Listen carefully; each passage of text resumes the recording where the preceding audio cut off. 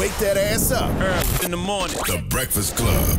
Morning, everybody. It's DJ Envy, Angela Yee, Charlamagne the Guy. We are the Breakfast Club. We got a special guest in the building. The ruler, zigzag, zigala. RZA. Good morning, sir. Peace. Good morning, indeed. How's everything? How you feeling, man? Feel good, yo. Feel good. Had one of them long New York nights, though, so, you know, you gotta... Studio? Yeah. Really? Yeah. Who's working on? I'm working on the score for this LeBron thing, actually. And it's, I haven't been in the studio till 4 in the morning in maybe, like, years. Wow. But it was like, yeah, I went late, yo. Hold on, that sounds interesting. A LeBron thing scored by the RZA. Yeah, well, something we doing for calm, keeping it calm. Oh, yeah, the Calm app. I love the Calm app. I got one at the crib. Exactly. You got to balance that chi, right? Absolutely. Yeah. But yeah, I should have the funny thing about it, you know, is promoting sleep. You know what I mean? And I was up to 4 in the morning. You know what I mean? Finishing it up. You know, Yee made a comment before the interview started. She said, you looking younger and younger, man, and you do. Like, you look very vibrant, very, very healthy, very alive. Thank you. Keeping that proper diet, I guess, you know what I mean? Word. Yeah. What evolution came first, the mental or physical for you? For me, it kind of parallels, right? Once you get knowledge of yourself, you know, you think more of yourself. You look at yourself a certain way. So, yeah, it was parallel, but it was progressive, you know what I mean? So I probably had gained more knowledge than I was activating. And then after a while, you start distilling knowledge down to yourself and start living out your words or living out your ideas. Like time is like the medium everything must pass through, but in your mind it's immediate. Right? You could be home right now, but it's gonna take you time to get there. But I think when I was just coming more and more in tune with myself, just started realizing that, you know, mental is good, but you got to have the physical to match it, right? Absolutely. Or you ain't here. All right. So, yeah, it came parallel. I feel like you guys were on that whole healthier living for a long time. And if it's a lot more prevalent now, but when you guys were first on it, I don't think a lot of people were. Yeah, you couldn't even get a good nothing. Right. You know what I mean? Y'all was eating that vegetarian bologna. That probably wasn't even good for you anyway. Nah, and you couldn't find it, yo. You go to Europe, and it was just strictly cheese, you know. So, but as a, you know, now I'm a vegan, so I don't even eat cheese, butter, none of that. Butter was the hardest one though. Letting go of butter. Really? But you could have other. They have like butter that's vegan and cheese that's vegan. Yeah, but you know how butter is. Yeah. You put it on everything. Butter was like the one, like if somebody slipped you some butter, you don't like whiff out. You be like, yeah. You know what I mean? But that was the hardest thing. But yeah, you know, let all that go as you know, I think as you grow older, you should grow wiser. Absolutely. You know what I mean? You should pay attention to what you're putting into your body. Your body is such a remarkable creation. It's called a biochemical creation. So think about that. It's bio, but it's also chemical. And everything we eat breaks down to the chemical element. And if you put too much of an unbalanced chemical of anything inside you, you're just unbalancing your own biochemical equation. And so being conscious of that, you know, just keep me sharp, and just glad that my family also agrees with that. And my wife, makes it easier for everybody. My wife keeps it nice and keeps the refrigerator with the ginger shots and, and the vitality shots, and just keep it proper. Now, Wu-Tang and American Saga, right? I'm not gonna lie. When it first came out, I wasn't really into it. And the reason I wasn't really into it is not because of, it's hard to see things that you grew up through. Like watching Notorious, watching a lot of these hip-hop where I lived, I don't want to watch it because you're scared they're going to get the story wrong. I was on a plane one day, and thank God for planes, because the planes have the American Saga on the plane, and you can catch it. So I'm on a plane, and I fly so much, I've seen every movie. I was like, you know what, let me give this a shot. And when I seen it, I was very impressed, and I really loved it. Just the characters, and I know people be like, Envy, you late. Yeah, I am. But it was the way that the characters were, how they tied into each individual person on Wu-Tang, how it's so much similarities, the realness of the stories. I really enjoyed the American Saga season 1. Wow, thank you, yo. I really enjoyed the music, the whole feeling was very impressive. Well, I appreciate that. You know, me and my partner Alex C, when we first, you know, tried to say we're gonna make this a TV show, it was like, how are you gonna do it? Is there enough story here for dramatization. You know what I mean? And not just for, you know, when you're doing TV, they don't never want one season. I mean, you can't walk in. Yeah, I got one. Man, we don't play with ones. You know what I mean? You got to have it really scoped out for 3 to 5 to even get to the table. And so we sat down and we just went through, you know, through the history, and we just started like, yo, yeah, this is definitely a TV show here, and it's definitely a lot of information that could be dramatized over a course of time.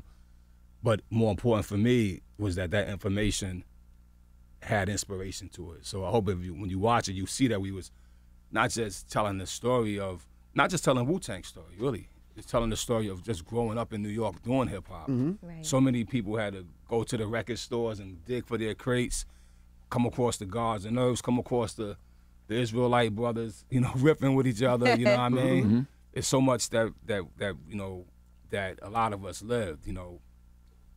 People getting choked out in the community by the C ciphers back then. You know what I mean?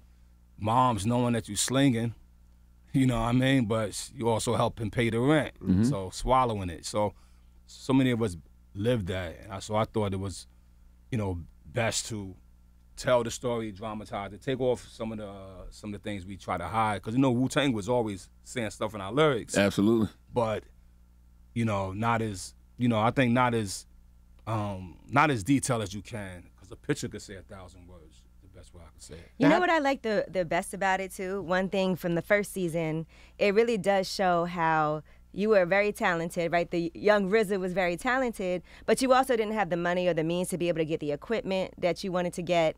And then also a lot of different things pulling on you where you could have went the wrong direction at any point, but it's not really what your focus was. But there's just so many things that could happen to derail your situation. Yeah.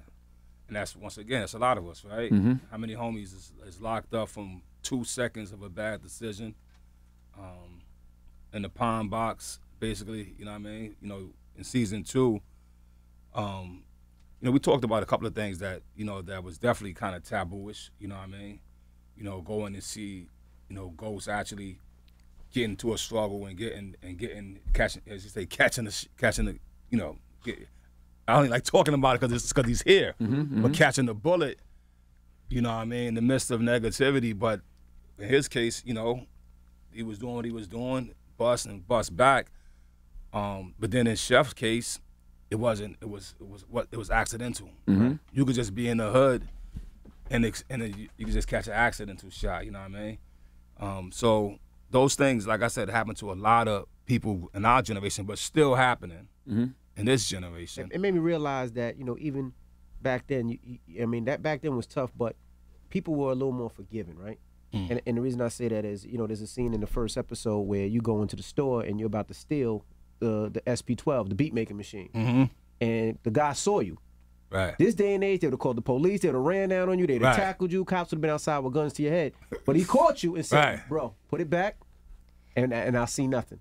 Exactly. But you don't have that no more. And I was like, I remember doing remember New York was like that, right? Be like, bro, I'd be like, all right, you got me. But the fact you put it back and didn't buck back on the guy, you know what I mean? Right. That's the crazy thing. New York definitely was always rough, but definitely had a certain type of honor to it, right? So, you know, I'm in a different age bracket right now, so I don't know if the honor is still there, but I pray that it's still there. But I definitely say that when we showing our art and showing our craft, that we hopefully are reinstilling it. You know what I mean? You know, the most important thing I want to see happen to the show is somebody watch it and go, yo, I could actually turn my negative to a positive. Correct. You know what I mean? It works, and for the truth of it, and we all are here. It ain't just work for one person. You know what I mean? Positivity has worked over and over and over and over again, but negativity is just so attractive in the beginning. Absolutely. But y'all music always has had that balance. Like, so many brothers started studying the 5% teachings because of Wu-Tang. You know what I mean? So I feel like the art, the TV would have the same, you know, type of reflection. Which was something that me and my partner Alex C talked about as well. And we got a great writers room too, I gotta say. Like people in the writers room, the hip hop heads, my man Gabe, he be correcting me. I'm like, yo, you know what I mean? But everybody that's working on the show really is into the idea of making sure the spiritual truth exists, into the idea of making sure hip hop is represented. You notice like in season 2, we go into the hallways of Park Hill, but Deep Cover's playing. You know what I'm saying? Even though that's on that side, that was hip hop. That was the joint. That was like, yo, we gotta, we felt that. And that's another thing about hip hop is there was so many angles of energy coming in, even though for a while New York was getting numb or being, kind of just wasn't getting our voices heard, but hip hop still was flourishing. You know what I mean? It was also a lot more difficult back then to even have access to make music. Like you said, having to get that equipment, that's expensive. And having to have the power to be able to do that and get everything. I feel like now people can be talented, but it's a lot more accessible because of technology. Oh, definitely. We did episode 6 last week, and it was called Protect Your Neck. Wow. Which was so cool because, we went kind of through the whole process of making the record. But even the idea of after you make the record, what happens? Now you can make it, upload on SoundCloud, it's there. Correct. Then, man, you got to go down to disc makers, pay them Get it pressed up front, get it pressed up, get a test pressing first, right? Listen to that, agree to it, then order your 500 or your 5,000 copies and wait. Right. Wow. What was How the long was the process? wait? Yeah, I was gonna say, what was the process? Yo, 5,000 copies. They may give you. Look, they always gonna promise you in 3 weeks. You know what I mean? Because it says like, yo, yeah, we get that That's to a you in long 3 time weeks. to wait. Nah, it might take you 6 weeks to get that. And then when you got it, so what? You got it. Yeah. Who gonna play it? So what was the process of getting it played? So now you're a group of brothers from Staten Island and different parts of New York, and now you got to go to, at the time it was Flex, right? Because Flex was Right. Well, Stretch and Barbito. Stretch yeah, and it was Stretch Barbito and and Flex. Barbito They was were the two main. Yeah, Flex, Stretch and Barbito, include doing the mixtape. Red Alert, and man, Chuck Chill Out. Chuck Chill Out. I'm missing one. Kid Capri. Kid Capri, yeah. All right, and not to forget, I was talking about the classic brothers. Can't forget Mr. Magic. Mr. Magic, yeah. And the brothers over there, right? But the crazy thing is that that's almost impossible to get it played, Right. yo. In episode 7, we explore that. This next episode that's going to air tomorrow, we explore like how do you get your record played. And for us, we did the same way we was doing Foolishness, which was driving out of state, getting your hustle on. We drove out of state and went to radio stations, college radio stations. You see what I mean? And That's the first time I heard it, and I remember you had to record it on a cassette tape Right. because you don't know when you're going to hear it again, and it wasn't available to purchase. So if you missed it, you had to missed get it. it from somebody else. you couldn't just be like, Word. you know what I mean? Zap, you got it. And then even after that, right? Let's say they do play it. You know what I mean? Like you said, if you missed it, you're not gonna hear it again. There's nowhere to get it. They might not even say the name of it. It might just be it came on. What was that? What was that? Right, Yeah, who was that? yeah, What yeah, was yeah. So we actually do a funny thing in episode 7, which is we dramatize the idea because Stretch and Barbito, they really in their documentary, it was they talked about how Wu came up and all of us came to the station, whatever. And and back in those days, brothers was like, whatever, we'll kick in the door to get in. But the way we dramatize it, I think the fans gonna get a kick out of it because we did it in a way that's unexpected, and at the same time very respectful, paying homage because nobody wasn't no chump or whatever. Everybody was holding their ground and holding their position, right? You could say, yo, play that shit. And homie like, yeah, I'll play it, but you might not play that, yo. And you see him when you see him when you don't see him, right? But, like they said, when they listened to it themselves, they was like, yo, this shit sound like, this sound like something. Yeah. Yeah, let's play it, you know what I mean? And it started a fire. One of the first homies, I never forget, his name is G. Remember G? G used to be on his bike all the time, Yeah. sweating all the time. I G love from G Philly. From Philly. Yeah, so he was working at a radio station called WPRB.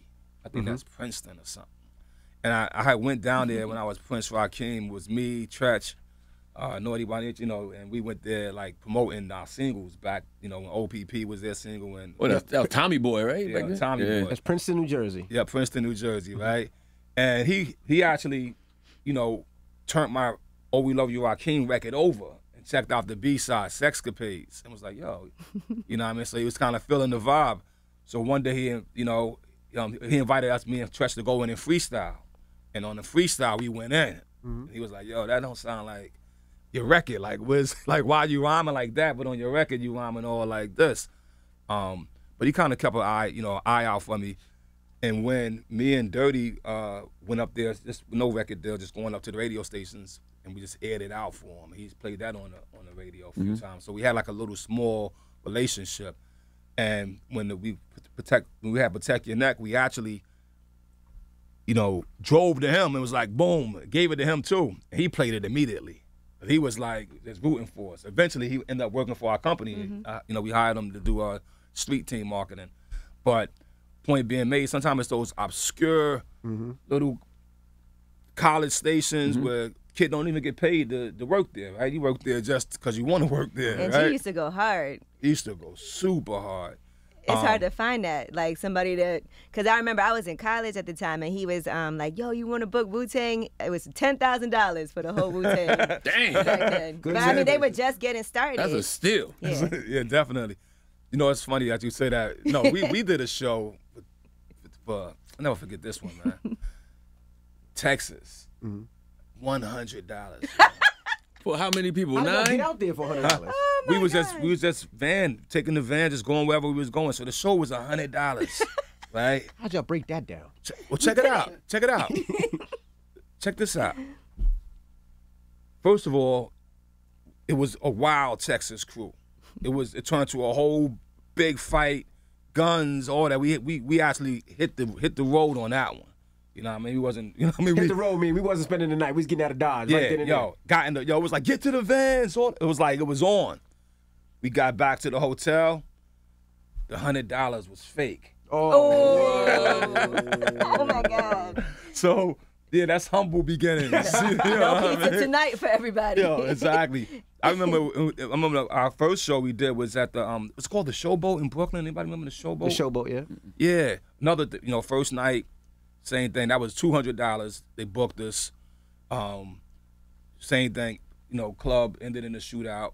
$200 and we're gonna do it $200. And most brothers kind of gave theirs to ODB because he had the children and kind of like for him it was like that's some Pampers, that's some milk, that's to keep it moving. You know what I mean? So that was in the very beginning phases. I'm sitting there thinking about Protect Your Neck. You had the guy on there call up to request the record. Did y'all do that because you wanted to identify the record? You wanted people to know who it was? Or was that on the original, or did that come later? That came later. That came on the album. Original, yeah. What, you know what? That's Michael. Is it Michael? What's that brother name? From the radio station uptown, the college radio station. Michael Martin, right? My brain is. I get some names, but I think it was Michael Martin. He was he had the radio station uptown, college radio station, which is crazy how important that was back in the day. You know what I mean? I don't know. Is it important now? College radio? Yeah. It depends on what I would think where you're at. But Right. there's so many streaming services now. Yeah. It's like Don't even exist. But it was now a big. lot of It people was big also here, though. It did just helped identify the record. You know what I mean? For Right. people out of town, it's like, oh, Wu-Tang. And it kind of like programmed you to call the radio station to request that record yourself. But back then it was big. I know Hofstra had a big station. St. John's Hofstra, had a yep. station. There was a couple Caribbean stations, college, and that's where we would get all the music because regular station you wasn't gotta have playing your hip-hop. cassette ready, record. Now, a lot of people also didn't know this, and I saw everyone talking about it, the fact that you were facing some time in prison during this time also. So I know Yeah. you explore that on season 2. Yeah, we explore that. Just like I said, being young and being caught up, and I like how we dramatize that as well because I think you don't realize like how much violence come out of fear. You know what I mean? What you mean? It's just like, if you probably did a psychological survey of all the homies who locked up, for busting somebody or whatever, whatever. Of course, money will do it, right? Money will get you to do it. Drugs will get you to do it. But fear, you know what I mean? You know, if it's fear for your life, fear of your pride. Fear of being considered a coward, yep, Yeah, pride, you know yep. what I'm saying? Repercussions. Yeah, you know, we had we used a line in the series where the lawyer just asks the character Bobby, right? Says, Bobby, why do you carry a gun? And the answer is, yo, in my neighborhood, more people carry guns than ID. You liable to have a homie with a gun, but he won't have his ID on him. You know what I mean? And he was like, but why? And it's just like, yo, at the end of the day, it's almost like a symbol of respect, protects you from losing a fight. You know, somebody don't want to even, like you know, you can't take a punch in the face, right? Before you do that, you like, yo, you want to just go all the way and end it. So fear has a lot to do with a lot of our actions, especially in our youth, and not knowing the long-term repercussions of what it brings, you know? That's why How much time I've did you- learned not to judge people when they're in survival mode. Right, You know what I mean? Because people do anything to survive sometimes. yeah. How much time did you actually have to spend in real life in jail before Oh, that, they got dropped? Any time at all? yeah, I only did like 30, 40 days. How was that though? Because you were so young, and that wasn't something that a place that you even Yeah, that's could why, see yourself. that's all it took me was that. You know, some brothers, you know what I mean, do 3 years, come back, do another bid.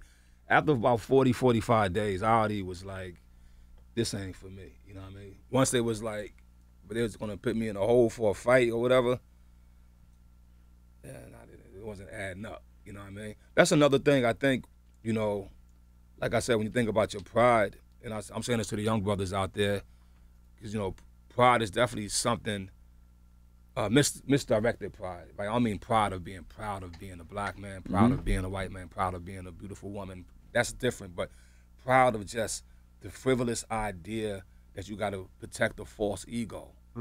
That's a detriment. That's right. And I think that you know, at one point, brothers thought doing the bid was cool, right? Yo, yeah, I just did my bid, son, up in Rikers, yo. Yeah, you know what I mean? I had to open son up, you know what I mean? Hit him with a $150 across his face. Yeah, you sound exciting, don't it? You know what I mean? You thinking about when you go in there, then you get up in there, like Coogee Rap said, you won't be smiling in Rikers Island once you get there. But yeah, this took me, you know, that one time, you know, twice I did two little 40-day bids up like that, or 2 stretches. And it was just for me. I was like, nah, this is not the place for at the time Rakim Allah, and I came out and just reconverted that. Even back then, it was, you know, we go back to like forgiving, which makes me think about it. You know, back then you had a gun, you might do 30 days and then you come out. Yeah. Now 3 years. But it was always the crazy thing. My problem was that I was in Ohio, so it was mandatory 3-year spec. Even if you get like, even they just say it's assault, if a gun crime in certain states holds the mandatory 3-year spec on them, which is crazy. But yeah, the good old days, right? Not say good old days, but do the bust a dude, be back out in 30, terrorizing the hood again. Right? But that's why they made it 3, though. They made it 3 because shit got too crazy. But you know, the problem is like some of these kids, like he said, they carry weapons because they don't want to get killed. They might trying not to survive. have nothing negative in their mind. They might just want to go back and forth and do music or rap or play trying to basketball. survive. And then somebody try to rob them, so they carry it as self-defense, and then they got to do 3 years, and that can mess up their whole life. Yeah. Which is crazy. Yeah, guns, what I try to say, I don't know if people gonna like this or not, but you know, I used to love guns and collect them, you know what I mean? But I traded my guns in for guitars. I think it's more powerful. You think about with Stevie, you know, Jimi Hendrix, Stevie Wonder. I mean, all of our great, Curtis Mayfield, I could just keep going down the list. Prince, you know what I mean? Their words, their music, their vibe is still here, gonna be here. Right. And it's still made of wood and steel. You know what I mean? So how you gonna utilize that wood and steel? Right. You know, and how many minds been changed? Think about Bob Marley, song of redemption, and that's a man with a guitar saying it, and we still saying it. You know. Right.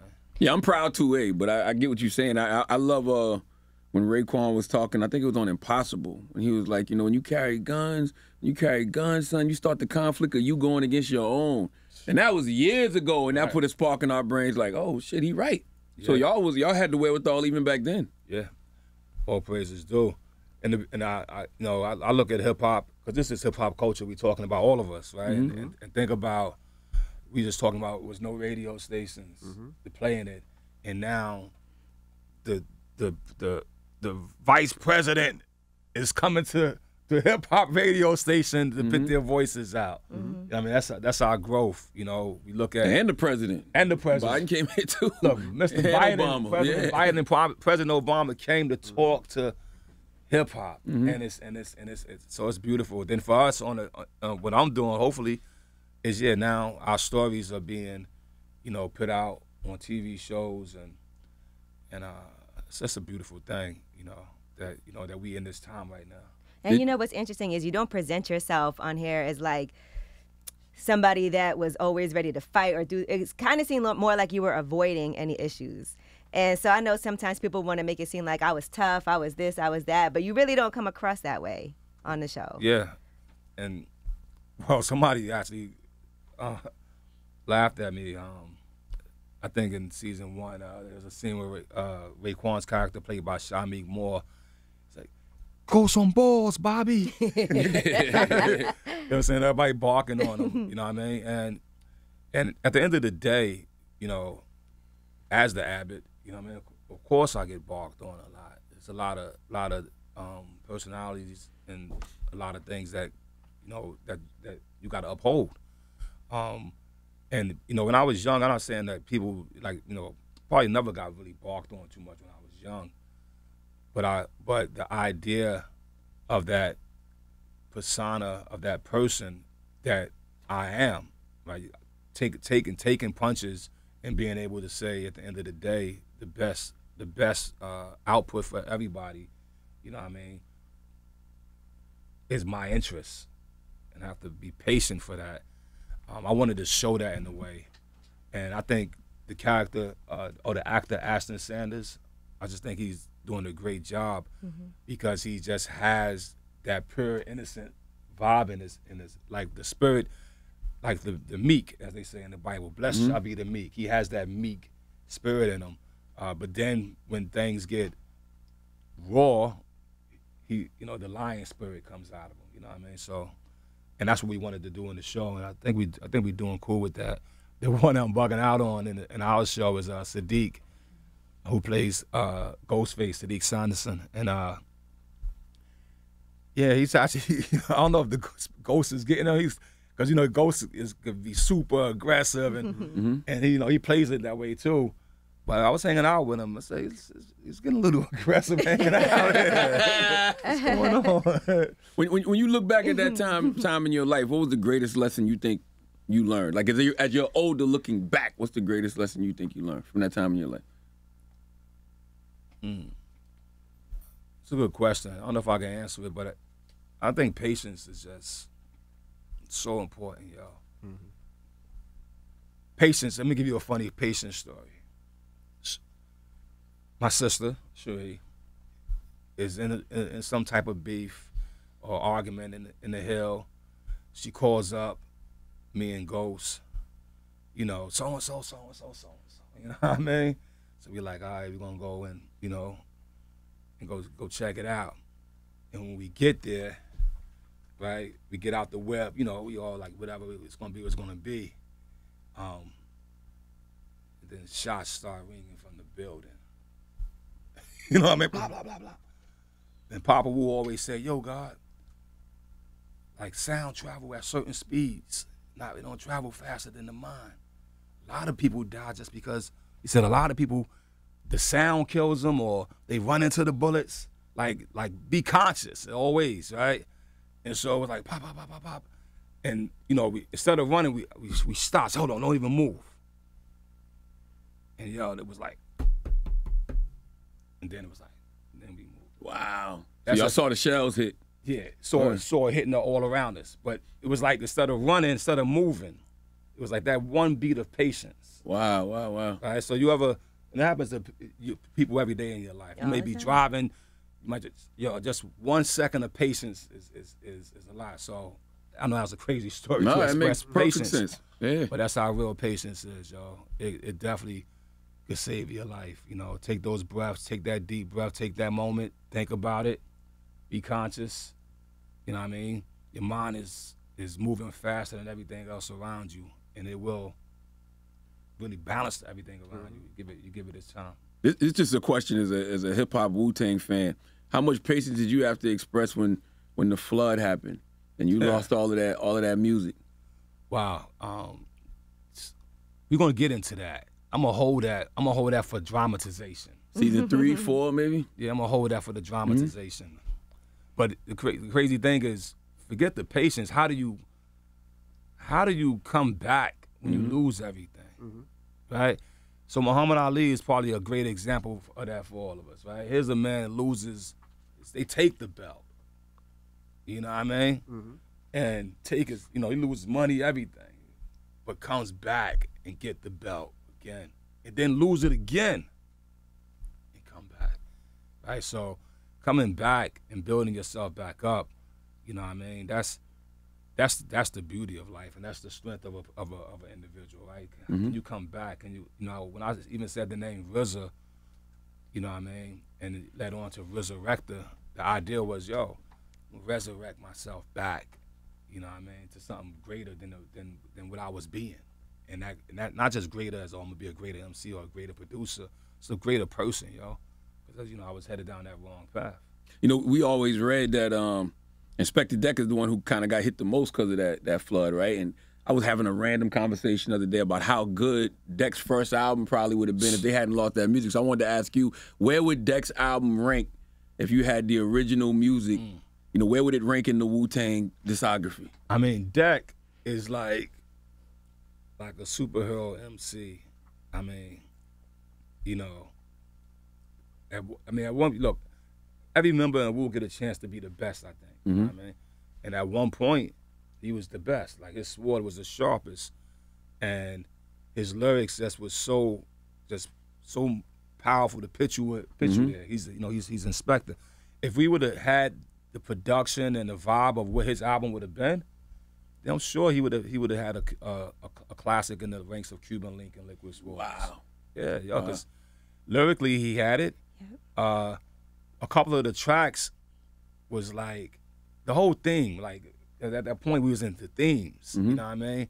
And the theme of how he was viewing things from above. You know what I mean? How he writes. Yeah, it would have been crazy. I mean, look, I bomb atomically. Come on, Socrates, man. philosophy. And high prophecies can't divine. I'll be dropping these mockeries, lyrically perform armed robberies. Like, God, that was just stupid. And the point about him, he says it in 4 lines. You basically got 10 pages of information. Yeah. So that was definitely a big loss, and I always feel like, me and Rebel, we talk about it, it's almost like we didn't really fully recover from that. You know what I mean? Didn't fully recover. I always felt like he was one of the most underrated in the group too. Yeah, and not underrated in the sense of because he used to kill all his verses, but I feel like he didn't get the acclaim. Well, I think as time goes on, people, when you go back, dive back into it. Yeah, We was just having a conversation literally 2 weeks ago in the group chat about just Deck, because you know what it is. You've seen Marvel's What If on Disney, where they show I didn't you. see that yet. I love those comments. They did that already? Yeah, they got the cartoons on Disney Plus now, so it's like the multiverse. So it shows you if different scenarios would have happened. So he's like, what if the Wu-Tang hadn't lost all of that music in the flood? Like, what would Deck's situation be like now? Wow. Yeah, I think, lyrically, he's still on that pedestal of, one of the top MCs to touch the mic. It's a lot of MCs. MCing is like boxing, right? You got Sugar Ray Robinson and Sugar Ray Leonard. You know what I mean?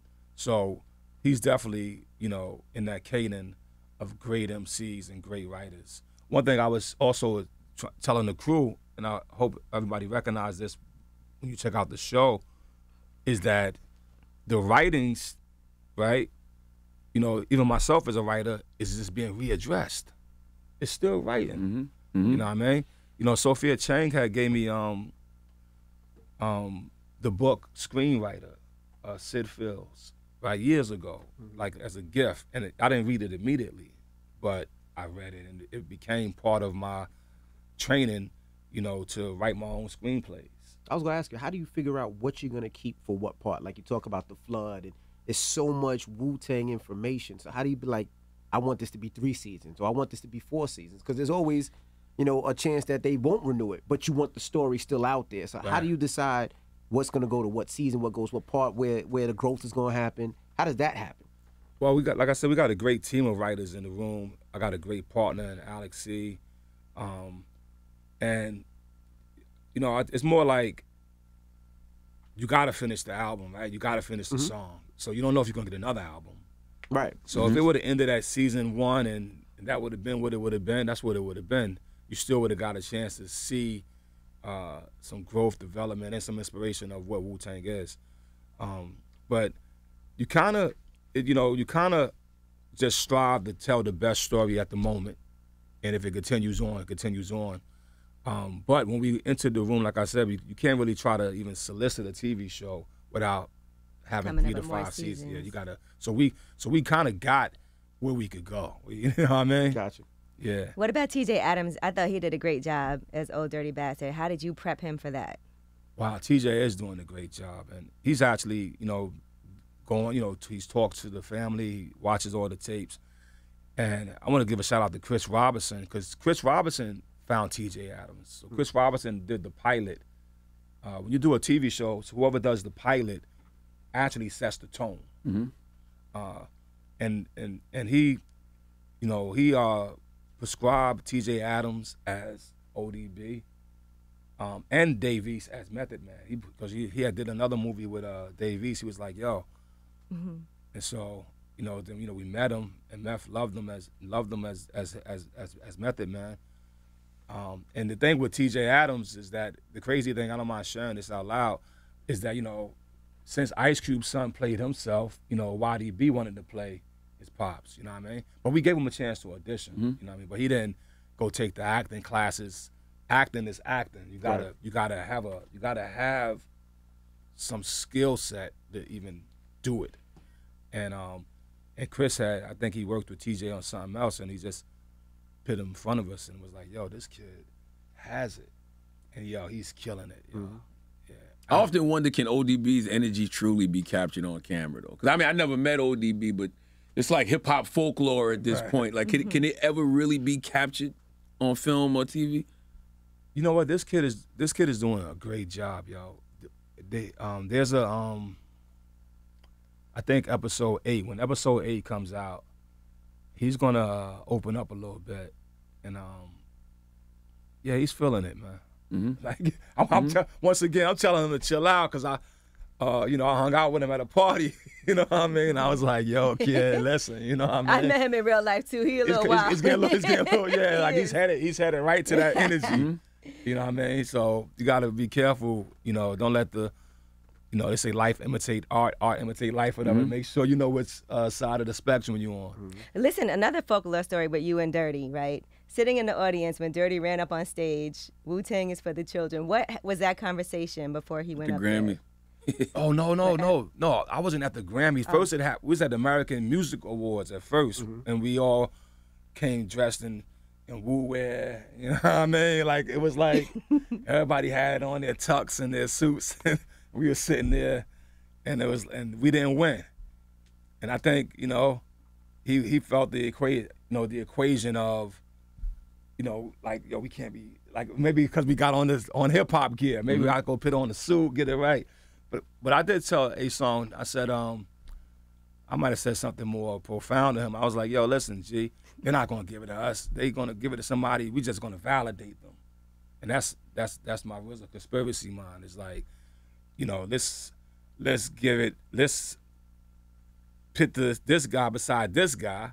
This is the man. This is the champ, right? But we'll let him win because he has to validate him. You know what I mean? I felt at that time that was more the situation, because not that nobody music wasn't as good as their music was, but it said best hip hop album. Yeah. You know what I mean? Diddy won, right? No Way Out, I think. Yeah. But Life After Death was in that category too, if I'm not mistaken. I think. That was a dope one. That was incredible. You know what I mean? So, but he was really passionate about, man, that ain't what it is. and he walked on the stage. Imagine that, though. Right? You didn't know that was gonna happen. Nah, I didn't know that was gonna so happen. you saw him get up and. I did not know that. Did he say, "Let me go to the bathroom," or did he just went straight to stage? He didn't say nothing.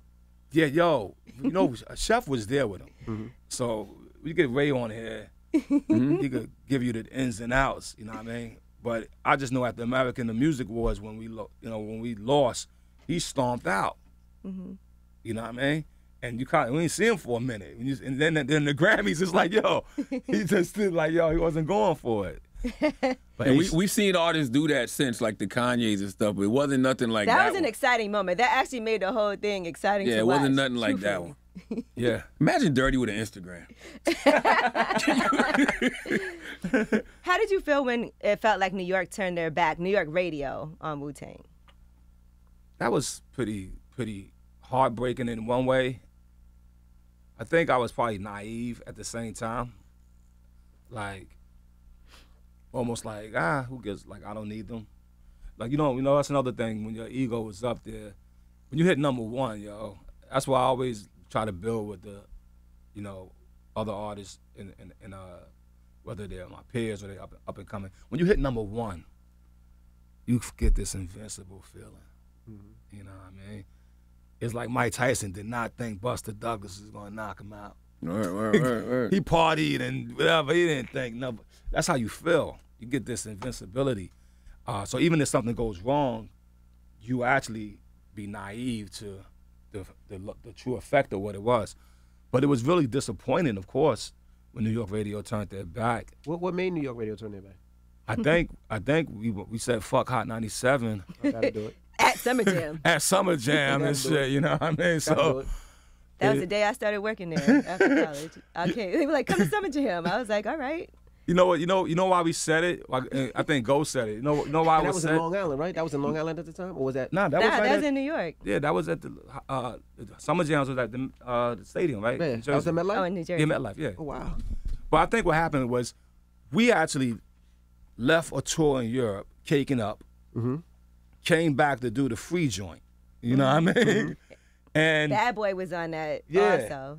And they did a shuffle, which we understood the shuffle because of we had lost one of our great heroes of hip hop, and it was going to be a tribute to him and all that. But meanwhile, while that's happening, we over here though.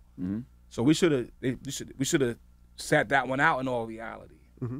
But we said, nah, let's go back and represent. They want us to come. Let's go. It's Hot 97.